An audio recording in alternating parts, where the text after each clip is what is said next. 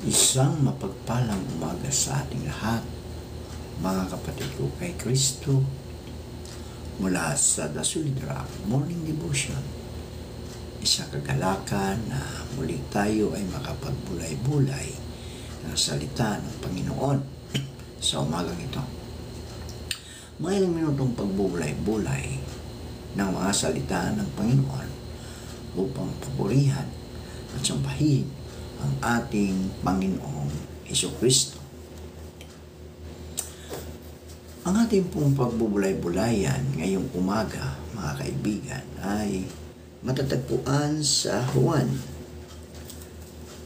3:16. Yan.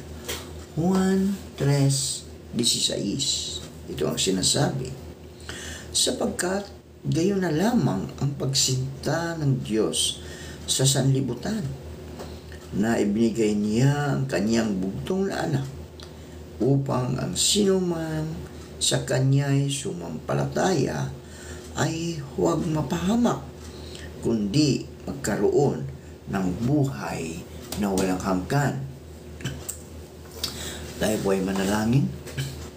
Ama naming Diyos na makapangyarihan sa lahat, marami pong salamat muli sa magandang umaga na iyong binigay para sa amin na iyong mga anak. Maraming salamat, Panginoon, sa mga pag-iingat mo sa aming pagtulog, O Diyos. Salamat sa muli mong pagising sa amin, sa muli mong pagbibigay ng buhay, ng lakas at ng karunungan. Sa umagang ito, O Diyos, patuloy kong tinataas sa inyo ang aming mga kaibigan na may mga karamdaman. Patuloy mo po silang abutin at pagalingin, Panginoon, upang manumbalik ang mga lakas na nawala dahil sa karamdaman. Pagpalain mo sila, Panginoon, financially, spiritually, upang magamit nila ang Diyos sa kanilang pagpapagaling. Kung sila man ay na-hospital o nasa bahay, Lord, Ikaw ang mag-provide sa kanilang pangangailangan upang kanilang matustusan ang mga gastusin sa hospital at sa gamot, Panginoon. Amin din inilalapit sa inyo, O Diyos, ang aming mga kaibigan na nagsihanda na upang pumasok sa kanilang mga trabaho. Sila po ingatan mo, O Diyos, sa kanilang pagbabiyahe. Lalong-lalo na kung sila man ay nagdadrive ng mga motor. Lord, gabayan mo sila. Proteksyonan mo sila sa lahat ng anumang mga pangyayari sa daan, Panginoon. Gayon din po, Diyos, sa mga kaibigan namin na uuwi na dahil panggabi sila sa trabaho. Panginoon, ingatan mo sila. Patuloy mo po silang dalhin sa kanilang mga tahanan na maluwalhati, Panginoon, upang sila ay makapagpahinga, Diyos. Tulungan mo sila, Panginoon, na makarating sila sa kanilang tahanan na matiwasay. Panginoong Hesus, sa magaling ito, patuloy kong inaalaala sa inyo ang mga kaibigan naming magsiselebrate ng kanilang kaarawan o kanilang birthday, Panginoon. Lord, pagpalain mo po ang mga taong ito sa kanilang buhay, Panginoon. At dalangin ko, Diyos, na bigyan mo sila ng mahabang buhay, malusog na pangangatawan upang sila, O Diyos, ay makapaglingkod sa inyo at sa kanilang kapwa, Panginoon. Gayon din po, Panginoon, sa aming mga kaibigan na magsiselebrate ng kanilang wedding anniversary. Ang mga mag-asawa na nagsiselebrate, Panginoon. Lord, puspusin mo sila ng iyong banal na Espiritu upang sila, O Diyos, ay patuloy na maglilingkod sa inyo, mananampalataya sa inyo, naway ikaw ang nasa kanilang kalagitnaan, O Diyos, upang ang isang mag-asawa ay patuloy na lumakad sa liwanag ng iyong patnubay, Panginoon. Panginoong Sus, sa umaga rin ito, patuloy kong itinataas sa inyo ang mga kaibigan namin na nagtatrabaho sa ibang bansa, ang mga OFW. Panginoon, ingatan mo sila sa bansang kanilang pinagpasukan. Ilayo mo sila sa anumang kapahamakan. Lalong-lalo na, O Diyos, sa mga bansang may kaguluhan, may gera. Proteksyonan mo ang iyong mga anak na naroon, Panginoon, upang hindi sila mapahamak. Gayon din po, O Diyos, patuloy kong tinataas sa inyo ang problema ng West Philippine Sea na ngayon ay patuloy na naghahari ang mga China, Panginoon, na ang aming mga kababayang mangingisda ay hindi na sila makapangisda sa laot ng China Sea. Lord, buksan mo po ang puso ng mga taong ito upang sila, Panginoon, ay kanilang mararamdaman na ang iyong mga nilikha katulad ng dagat ay para sa lahat ng tao, Panginoon. Para sa lahat ng iyong nilikha dito sa mundo. Lord, ikaw ang Diyos na makapangyarihan sa lahat. Himukin mo po ang puso ng mga taong ito upang sila ay magkaroon ng pumayag na, Panginoon, na magkaroon ng isang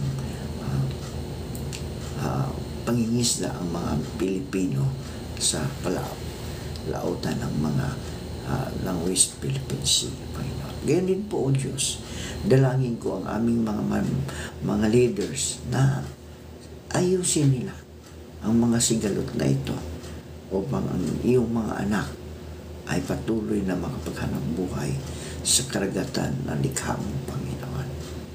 Gayon din po, Panginoon, patuloy kong itinataas sa inyo ang mga naghahanap ng trabaho. Sila man ay lokal o abroad, naway makasumpong sila ng magandang trabaho sa tulong ng iyong banal na Espiritu upang sila, O Diyos, ay magkaroon ng hanap buhay. Maraming salamat po at sa mga katugunan sa aming mga panalangin. Sa pangalan ni Jesus. Amen. Amen.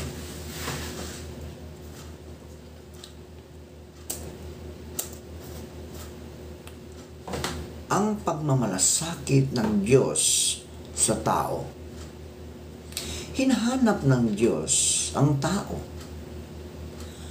Nagkasala laban sa Panginoon, sina Adan at Eva sa hardin ng Eden. Nang sila'y nagkasala, mga kaibigan, tumakbo sila at nagtago sa Diyos. Pero hinanap at tinawag pa rin sila ng Diyos. Ipinapakita lamang nito ang pagmamalasakit ng Diyos sa mga naliligaw. Mahal ng Diyos ang sangkatauhan, ang sanglibutan. Ayon sa Juan 3:16, sapagkat gayon na lamang ang pag-ibig ng Diyos sa sangkatauhan. Kaya't ibinigay niya ang kanyang kaisa-isang anak upang ang sinumang sumampalataya sa kanya ay hindi mapahamak, kundi magkaroon ng buhay na walang hanggan. Sobrang mahal ng Diyos ang sangkatauhan. Kaya handa siyang ipadala ang kanyang kaisa-isang anak upang mamatay bilang kapalit ng ating mga kasalanan. Nagplano ang Diyos na iligtas ang sangkatauhan. Itinuturo ng Bibliang dumating si Jesus na may malinaw na layunin. Dumating siya sa ating mundo para iligtas ang mga tao sa kanilang mga kasalanan. Ayon sa Marcos 10, 45. Sapagkat ang anak ng tao ay naparito hindi upang paglingkuran, kundi upang maglingkod at upang mag-alay ng kanyang buhay para sa ikatutubos ng marami. Gusto ng Diyos na lahat ng tao ay maligtas. Malinaw po yun, mga kaibigan. No? Gusto ng Diyos na ang lahat ng tao ay maligtas. Tayong lahat ay maligtas. Namatay si Jesucristo na sa krus upang tubusin ang mga tao mula sa kanilang mga kasalanan. Gusto ng Diyos na tanggapin ang lahat ng tao sa lahat ng kasaysayan ang kaligtasang ipinagkaloob ni Kristo. Ayon sa 2 Pedro 3:9, hindi nagpapabaya ang Panginoon sa pagtupad sa pangako niya, kaya ng inaakala ng ilan. Ang totoo, binibigyan lang niya ng pagkakataong magsisi ang lahat sa mga kasalanan nila dahil ayaw niyang mapahamak ang sinuman. Patuloy na nanawagan si Jesus hanggang sa ngayon sa mga tao upang sila'y maligtas. Patuloy siyang mananawagan at manghihikayat sa mga tao upang sila'y maligtas hanggang sa kanyang pagbabalik sa daigdig. Ayon sa pahayag 3:20, narito, ako ay nakatayo sa pintuan at patuloy na kumakatok. Kapag marinig ng sinuman ang aking tinig at magbukas ng pinto, ako ay papasok sa kanya. Ako ay maghahapunang kasama niya at siya ay kakain kasama ko. Tinawag ni Jesus ang kanyang mga alagad. Inilarawan sa Marcos 1:16 hanggang 20 kung paano tinawag ni Jesus ang kanyang mga alagad. Sinabi ni Jesus, sumunod kayo sa akin at gagawin ko kayong mangingisda ng mga tao. Ilan sa mga iyon ay matagal nang nagtatrabaho bilang mangingisda. Pero ipinangako ni Jesus na tuturuan niya sila ng bagong paraan ng pangingisda. Pangingisda ng mga tao. Isang mangangaral ang nagsabing ang pagbabahagi ng magandang balita ay ibang uri ng pangingisda. Naghanap ang mga ordinaryong mangingisda ng mga buhay na isda para patayin at kainin. Naghahanap ang mga Kristiyanong saksi ng mga taong patay ang kaluluwa upang maranasan nila ang bagong buhay kay Kristo. Juan 3:18. Ang sumasampalataya sa Kanya ay hindi hahatulan ng kaparusahan. Ngunit ang hindi sumasampalataya ay hinahatulan na dahil hindi siya sumampalataya sa kaisa-isang anak ng Diyos. Tinawag ni Jesus si Pablo at iba pang mga apostol sa iba-ibang mga talata. Sinalaysay ni Apostol Pablo kung paano siya tinawag ng Panginoon para magbahagi. Tinawag din siya ng Diyos ang ilan pang mga miyembro katulad ni Bernabe at Silas upang dalhin ang magandang balita. Tinawag ni Jesus ang mga Kristiyano sa ating panahon, mga kaibigan. Tinawag tayo ni Jesus. Isang mga ngaral ang nagsabing ang bawat Kristiyano ay nakakarinig ng dalawang panawagan mula sa Diyos. Ang tawag ng kaligtasan at ang tawag ng paglilingkod. Gusto ng Diyos na ibahagi ng bawat Kristiyano sa iba ang kanyang pananampalataya. May isang nagsabi, ang pagbabahagi ng magandang balita ay trabaho ng bawat mananampalataya. Nalulugod si Jesus kapag kinikwento natin sa iba ang biyaya ng kanyang kaligtasan. Tayo po'y manalangin. Salamat o Panginoon sa mga salitang aming napagbulay-bulayan ngayong umaga. Salamat sa kaligtasan na patuloy mong inaalok sa amin, Panginoon. Dahil ayaw mong ang lahat ng iyong nilikha ay maparusahan. Kaya isinugo mo ang iyong kaisa-isang anak upang kami, O Diyos, ay tubusin sa putik ng kasalanan. Hanguin sa putik ng kasalanan. Panginoong Hesus, salamat naway maging guide namin ito, ang mga salita mo sa aming pang-araw-araw na buhay.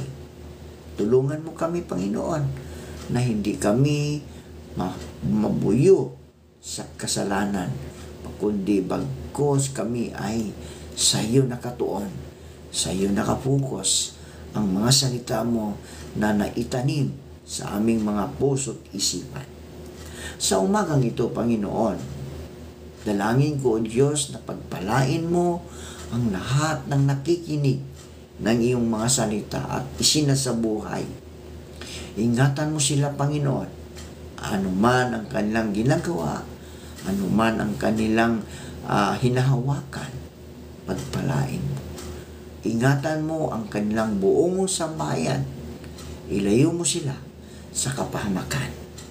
Panginoong Hesus, tulad ng iyong mga alagad, kami po'y nagpapasalamat sa iyong pagtitiwala sa amin upang kami, O Diyos, ay maglingkod sa inyo. Maraming salamat po, O Diyos, sa pangalan ni Jesucristo na aming Diyos at tagapagligtas. Amen. Amen.